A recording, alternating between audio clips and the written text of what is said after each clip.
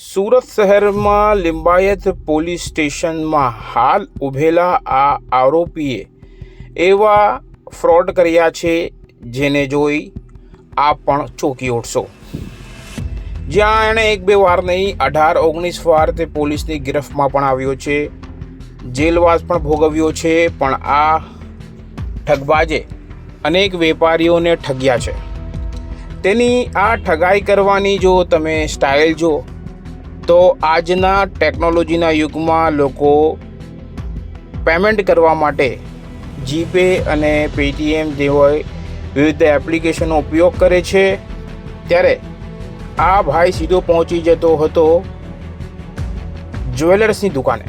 જી હા, સીધો જ્વેલર્સની દુકાને પહોંચી જતો હતો, સોનાના ઘરેણાંની ખરીદી કરતો હતો અને એ ખરીદી કર્યા બાદ તેનું પેમેન્ટ ઓનલાઈન ચૂકવતો હતો। એ ઓનલાઈન પેમેન્ટ ચૂકવવામાં એણે એવી ટ્રીક અપનાવી હતી કે તે બેંકના ખોટા મેસેજ દુકાનદારને કરતો હતો અને દુકાનદાર એ બનાવટી મેસેજ જોઈ સમજી જતો હતો કે આ ભાઈએ પેમેન્ટ કરી દીધું છે, જે બાદ આ દુકાનમાંથી રફુ ચક્કર થઈ જતો હતો। જો કે આવી અનેક ઘટનાઓ પ્રકાશમાં આવી ચૂકી છે, છતાં દુકાનદારો ક્યાંક ભોળા દેખાતા આવા ગ્રાહકના વેશમાં આવતા લોકોના ઠગાઈના શિકાર થઈ જતા હોય છે। ઘરેણાં જ નહીં, આણે મોપેડ ચોરીમાં પણ મહારત હાંસલ કરી છે। જી હા, એણે સલાબતપુરા પોલીસ સ્ટેશન વિસ્તારમાંથી મોપેડ પણ ચોરી ગઈ।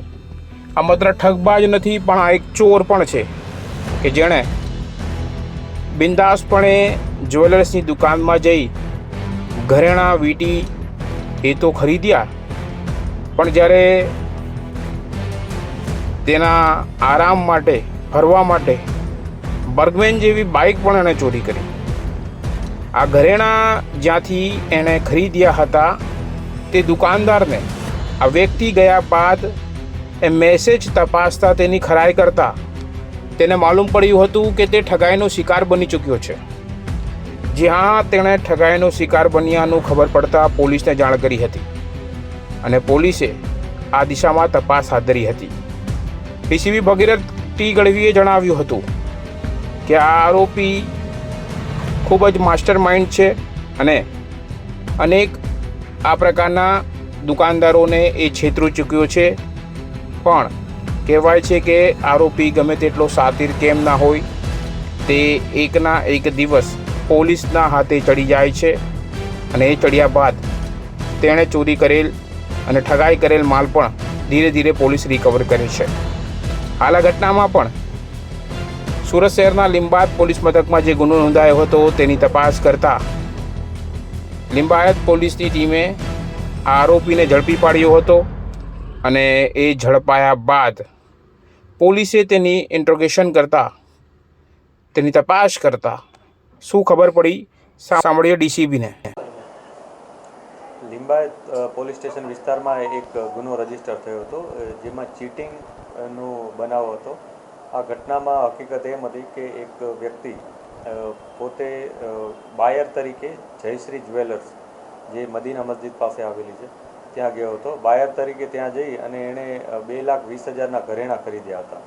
આ ઘરેણાં ખરીદી અને ત્યારબાદ એણે પેમેન્ટ કરવા માટે એક અલગ મેથડ અપનાવી હતી, જેમાં એણે જે વિક્ટિમ છે જ્વેલર્સ, એના પેટીએમ એકાઉન્ટ હોય એના ઉપર સ્કેન કરી અને પછી એને એક SMS મોકલ્યો હતો કે તમારું પેમેન્ટ આવી ગયું છે।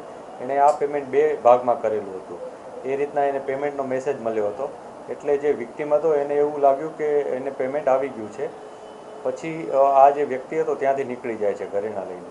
ત્યારબાદ જે વિક્ટિમના છોકરો હોય છે એને ફરીથી એ SMS જોવે છે તો એને ખ્યાલ આવે છે કે આ જે SMS આવ્યો હતો પેમેન્ટ થઈ ગયાનો, એ SMS આ જે આરોપી હતો એણે જ પોતાના મોબાઈલથી મોકલેલો હતો અને એડિટ કરીને કોઈ જૂના SMSને એડિટ કરી અને આમાં મોકલેલો હતો। પછી એણે પોતાનું એકાઉન્ટ વેરીફાઈ કર્યું વિક્ટિમે, તો એને ખ્યાલ આવ્યો કે એને કોઈ પણ જાતનું પેમેન્ટ થયું નહોતું। એટલે એક અલગ પ્રકારની એમો વાપરી અને આ વ્યક્તિએ છેતરપિંડી કરી હતી, જે અનુસંધાને લિંબાયત પોલીસ સ્ટેશનમાં ગુનો નોંધી અને આગળની કાર્યવાહી શરૂ કરી હતી। જે આરોપીની જે ફૂટેજ મળ્યા હતા એના આધારે અમે ચેકિંગ ચાલુ કર્યું હતું અને આ જે મેથડ હતી એને અમે ઈ ગુજકોપ અમારું જે સોફ્ટવેર છે એપ્લિકેશન એમાં સર્ચ કર્યું હતું અને એમાંના આધારે એક વ્યક્તિએ 3-4 વ્યક્તિઓ શકમંદ તરીકે સામે આવ્યા હતા અને આવી જ રીતના અમે આ બાબતની જાહેરાત જે મીડિયા મારફતે ન્યૂઝમાં પણ થઈ હતી, જેને પ્રેસ નોટમાં પણ આવી હતી, જેને કારણે એક અન્ય વ્યક્તિ કે જે આવી જ રીતના ભોગ બન્યો હતો એણે પોલીસનો સંપર્ક કર્યો હતો અને એણે જણાવ્યું હતું કે એની સાથે પણ આ જ પ્રકારની એમઓ દ્વારા છેતરપિંડી થઈ છે, જેથી પોલીસે ત્યાં જઈને ફૂટેજ વેરીફાઈ કર્યા હતા અને આ બંને વ્યક્તિ એક જ હતો આરોપી તરીકે. એટલે પોલીસે વધારે કન્ફર્મ કર્યું હતું. પછી ટેકનિકલ ઇન્ફોર્મેશન અને હ્યુમન સર્વેલન્સ, હ્યુમન રિસોર્સની ઇન્ફોર્મેશન, આ બંનેના આધારે અમે એક વ્યક્તિ ઉપર નેરો ડાઉન કરી અને એની પૂછપરછ કરી હતી. છેવટે એણે કબૂલ કર્યું હતું કે આ ઘટનાને અંજામ એણે પોતે જ આપ્યો છે. એનું નામ દેવલ ઉર્ફે ડેવિલ શિંદે છે. તે પોતે અગાઉ પણ બહુ બધા આ જ પ્રકારના અલગ અલગ ચીટિંગના અને ચોરીના ગુનાઓમાં સંડોવાયેલ હતો. આ ઉપરાંત એના વિરુદ્ધ અટકાયતી પગલાં પણ બહુ બધી વાર લેવામાં આવ્યા હતા. લગભગ 19 જેટલી ઘટનાઓમાં પોલીસના આ ચોપડે ચડેલ છે. આ ઉપરાંત તાજેતરમાં એના દ્વારા 2 જગ્યાએ આ પ્રકારની ઘટનાને અંજામ આપવામાં આવ્યો હતો, જેમાં લિંબાયત ઉપરાંત ચોક બજારમાં પણ આ જ પ્રકારના 49,000 રૂપિયાના ઘરેણાં એ લઈ ગયો હતો, જે ઘરેણાં અમે ઇન્વેસ્ટિગેશન દરમિયાન રિકવર કરેલ છે. આ ઉપરાંત એક જે સલાબતપુરામાંથી એક બાઇક પણ બર્ગમેન બાઇક છે, એ પણ એને ચોરી કરેલી હતી, એ પણ અમે ગુનો જે ડિટેક્ટ કરેલ છે. એટલે ટોટલ અત્યારે 3 ગુના ડિટેક્ટ થયા છે અને આની અન્ય વિગત પણ અમે તપાસી રહ્યા છીએ કે અન્ય કોઈ જણા પણ આમાં વિક્ટિમ છે કે નહીં. હાલ આ આરોપી દેવલ ઉર્ફે ડેવિડ શિંદેની લિંબાયત પોલીસે અટકાયત કરી છે અને તેની પૂછપરછ કરી રહી છે કે આણે આ પહેલાં કેટલા ગુનાઓ આચર્યા છે. જોકે આ ઘટના અને આ ગુનેગારની ગુનાની પ્રવૃત્તિ જોતા એ દરેક દુકાનદારોએ ચેતીને રહેવાની જરૂર છે કે તમને જો મેસેજ કોઈ બતાવે તો તે ફ્રોડ મેસેજ પણ હોઈ શકે છે. તેથી એકાઉન્ટમાં પૈસા આવ્યા છે કે કેમ તે બાદ જ ગ્રાહકને માલ આપવાનું રાખે, જેથી આ પ્રકારની ઠગાઈનો તેઓ શિકાર ના બને, જે રીતે તેણે જ્વેલર્સને ઠગાઈના શિકાર બનાવ્યા હતા.